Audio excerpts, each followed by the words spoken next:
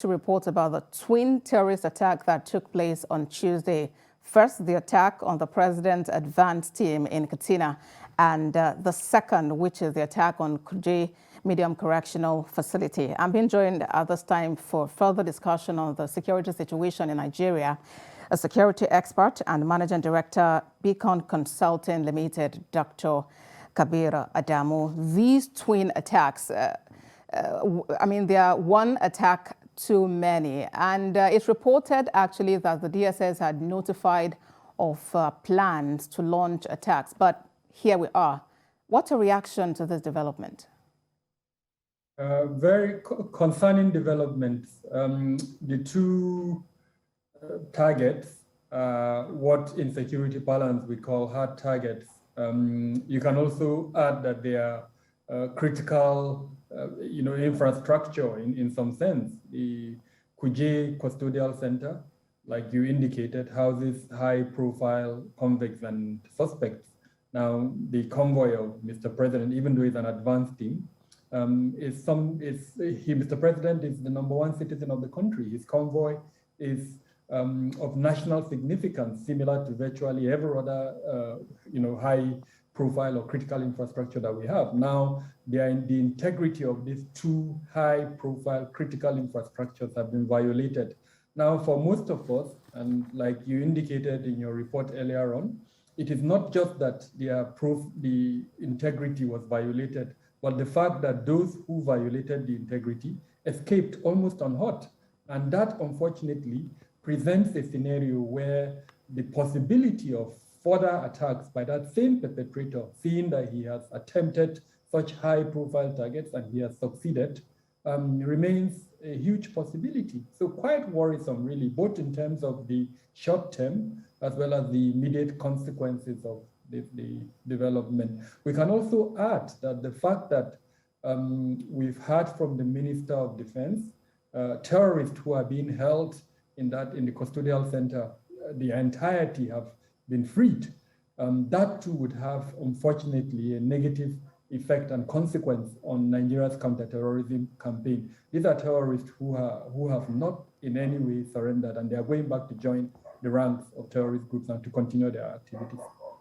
Dr. Adamu, you identified these two targets as hard targets and calling them critical infrastructure. Do you see a correlation between these two incidents?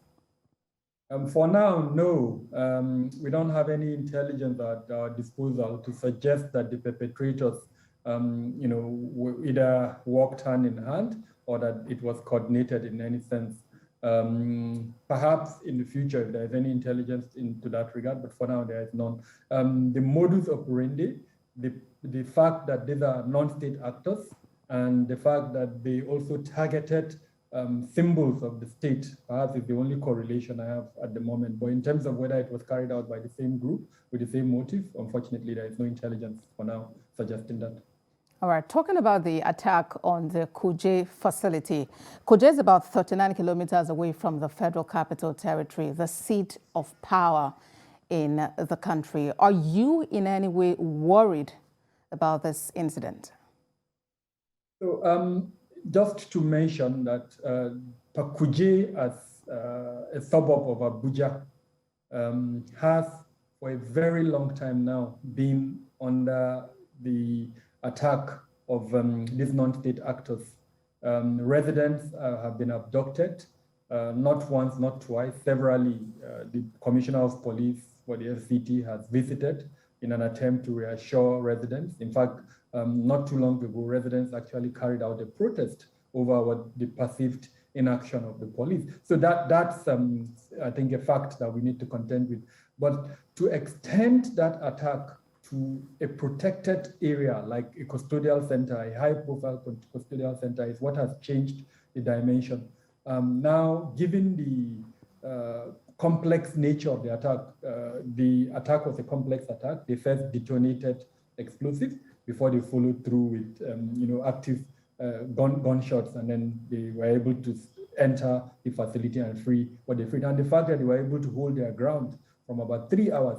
We were also told that they secured the facility in such a manner that they prevented any reinforcement from accessing the facility until they finish what they were doing before moving. So that was a well-coordinated attack. And our worry is not necessarily the city center, but other critical infrastructures that are within the vicinity of the suburb of the FCT. And this is a public forum. I don't want to mention specific public facilities, but there are several public facilities that fall into this category. So I'm hoping that the security agencies will take a lesson, increase their security protection level, and not only that, increase intelligence. If there was effective intelligence beyond what we were told, the movement should have been noticed. These persons came in their numbers. We're hearing numbers that are quite ridiculous.